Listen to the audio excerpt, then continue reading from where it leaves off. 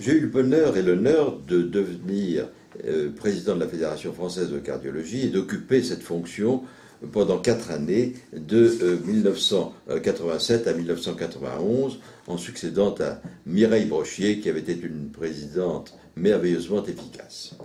Je me suis attaché à développer la prévention de ces maladies cardiovasculaires qui tuent encore à l'heure actuelle près de 150 000 Français et sont devenues la deuxième cause de mortalité après le cancer, alors qu'elles avaient été la première cause de mortalité en France pendant des décennies. Pour développer la prévention, nous avions comme élément les semaines du cœur. Les semaines du cœur, et ces semaines du cœur ont été très suivies, très efficaces, et je citerai celle qui concernait l'infarctus du myocarde et qui avait pour slogan « Vous avez 2 heures pour sauver votre cœur », objectif qui est maintenant largement atteint aujourd'hui, puisque actuellement les Français atteints d'infarctus arrivent dans les milieux spécialisés en moins de 2 heures habituellement.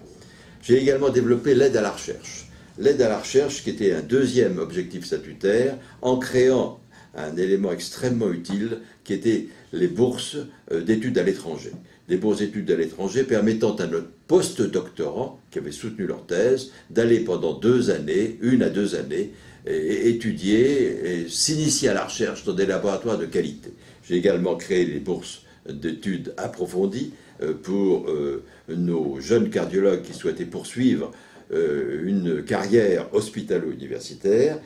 J'ai également développé et stimulé le développement des parcours du cœur qui sont un des objectifs fondamentaux de la Fédération de cardiologie, puisqu'il faut bouger, il faut savoir bouger son corps et son cœur si l'on veut rester en bonne santé.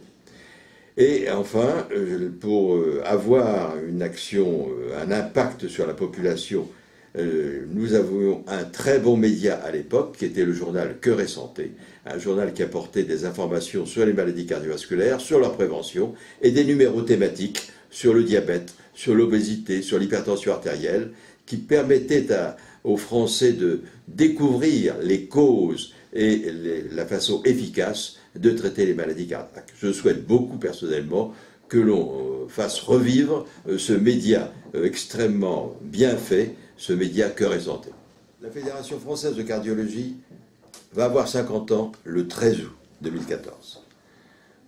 Je souhaite qu'elle poursuive sa progression sous l'impulsion de ses présidents.